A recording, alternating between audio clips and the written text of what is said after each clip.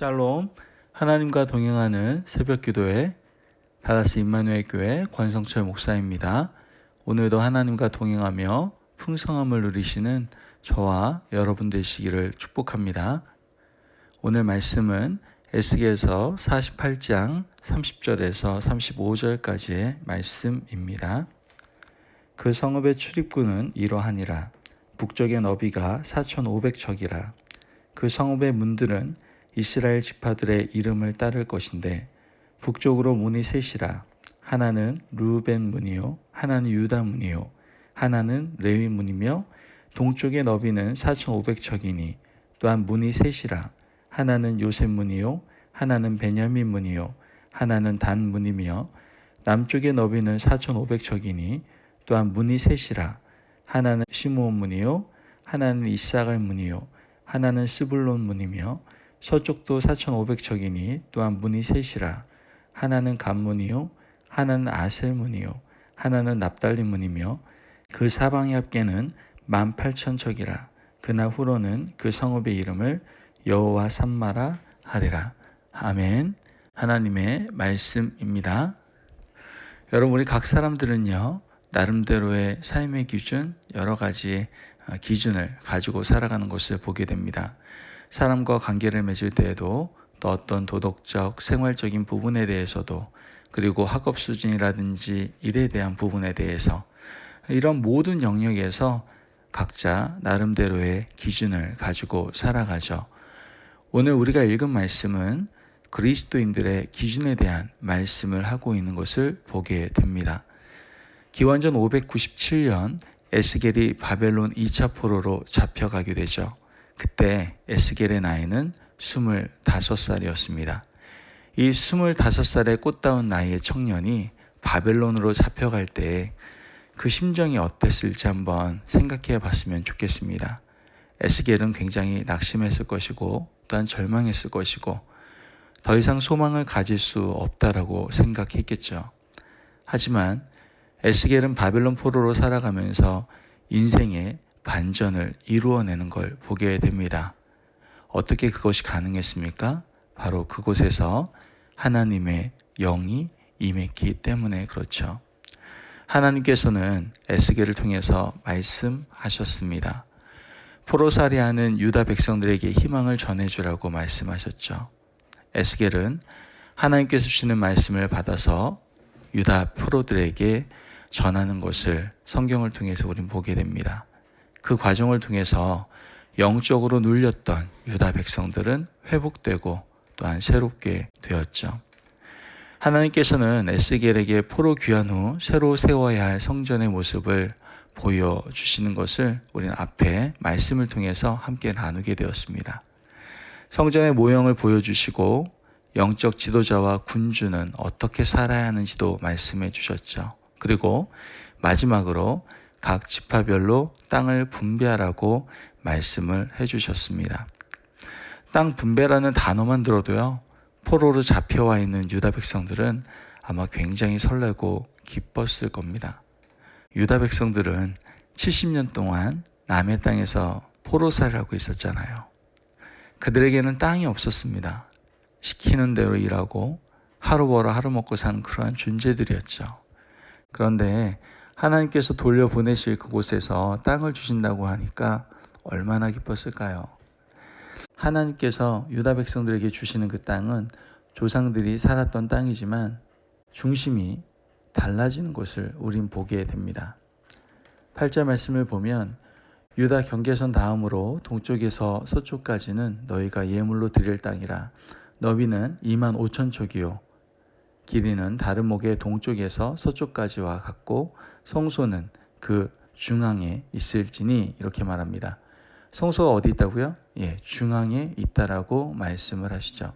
10절 말씀을 보아도 이 드리는 거룩한 땅은 제사장에게 돌릴지니 북쪽으로 길이가 25,000척이요 서쪽으로 너비는 10,000척이요 동쪽으로 너비가 10,000척이요 남쪽으로 길이가 25,000척이라.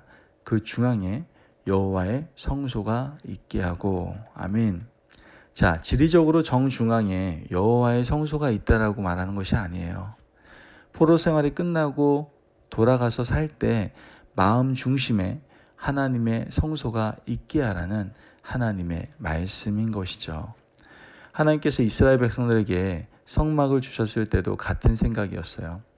이스라엘 백성들이 행진할 때 성막이 중심이 되고 동서남북으로 세 지파가 함께 늘어서서 성막을 중심으로 이동하라고 말씀을 하시게 되죠. 그들이 움직이지 않고 정착해 있을 때, 곧 진칠 때에도 성막을 중심으로 살아야 했어요. 모든 중심은 성막 중심, 하나님의 말씀 중심으로 살라는 뜻을 담고 있었던 것이죠.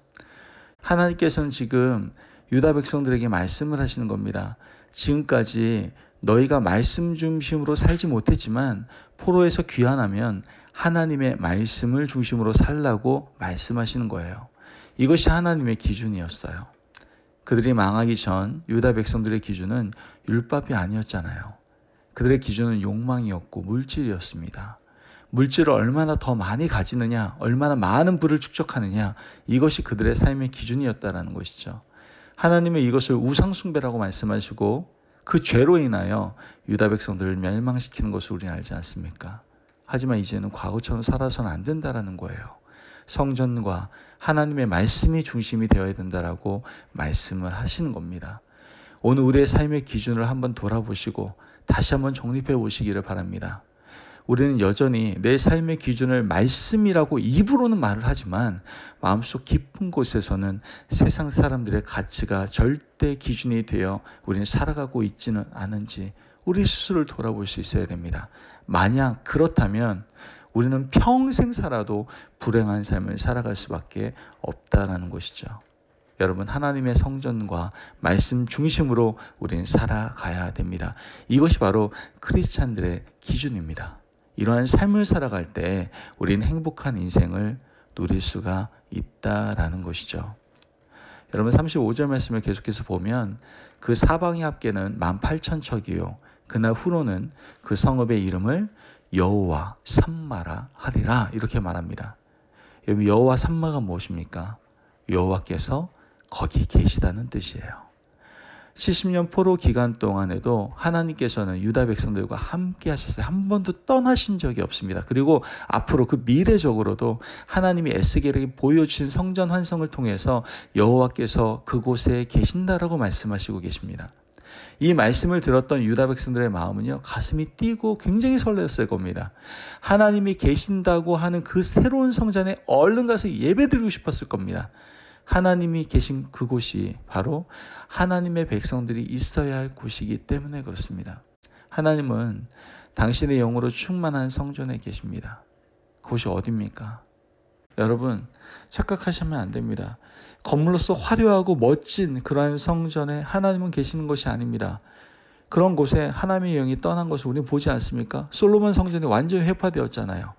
하지만 에스겔 성전은 규모로서는 비할 데 없이 작은 성전이었지만 말씀이 생수가 되어서 흘러넘치는 그 성전에 하나님이 계신다라고 말씀하시는 것을 보게 됩니다. 여러분, 이러한 교회가 되어야 됩니다.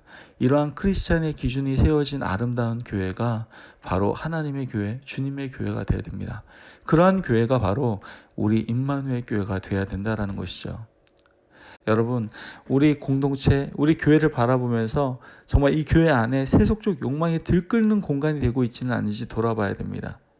여러분, 하나님께서 원하시는 교회, 그것은 다른 것이 아니라 말씀이 생수가 되어서 흘러넘치는 아름답고 거룩한 예배가 드려지는 교회입니다. 즉, 하나님의 말씀이 기준이어서 그 말씀이 살아 운동력 있고 그 말씀이 흘러넘쳐서 가득한 교회, 그 교회가 바로 하나님이 원하시는 교회라는 것이죠. 여러분, 그 교회는 우리가 만들어 가야 되는 겁니다. 그러기 위해서는 우리가 말씀 가운데에서 말씀이 능력이 되어서 말씀이 기준이 되어서 살아갈 수 있어야 된다는 것이죠. 여러분, 지금 이 세상이 어둡고 어지러운 것은 교회가 없기 때문이 아니고 말씀이 없기 때문이 아닙니다. 진정한 교회와 말씀의 능력대로 말씀이 기준이 되어서 살아내는 사람이 없기 때문에 그렇습니다. 여러분, 우리가 이 사명을 감당해야 됩니다. 지금 정말 소망과 또한 희망이 사라지는 이 시기에 이 사명을 잘 감당할 수 있는 그 크리스천의 기준을 가지고 분명하게 살아갈 수 있는 믿음의 일꾼이 필요한 때입니다.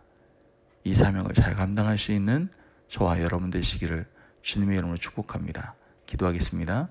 사랑이 많으신 하나님 감사합니다. 주님의 은혜 가운데 오늘 우리에게 귀한 말씀을 주시고 오늘 우리에게 크리스천의 기준대로 살아가라 말씀하시니 감사합니다. 하나님, 우리가 크리스천의 기준대로 이제 말씀이 중심이 되어 살아가기를 원합니다. 그 말씀이 중심이 되어 그 말씀이 흘러넘치는 그곳 가운데 하나님이 계시겠다라고 말씀하심을 우리가 오늘 말씀을 통해서 듣게 됩니다. 여호와 삼마, 그 여호와 삼마의 놀라운 능력이 우리의 삶 가운데, 우리 교회 가운데 나타날 수 있도록 우리가 더욱더 말씀 중심에 그 말씀의 기준이 된 크리스찬다운 삶을 살아갈 수 있도록 축복하여 주옵소서. 감사함이 예수님의 이름으로 기도합니다. 아멘. 오늘도 하나님과 동행하며 풍성함을 누리시는 저와 여러분 되시기를 축복합니다. 오늘도 하나님께서는 크리스찬의 기준대로 우리가 말씀 중심이 되어 정말 여호와 삼마의 아름다운 교회를 세워가라고 우리에게 말씀하고 계십니다. 그 사명을 잘 감당하시기를 축복합니다. 말씀하여 승리하십시오.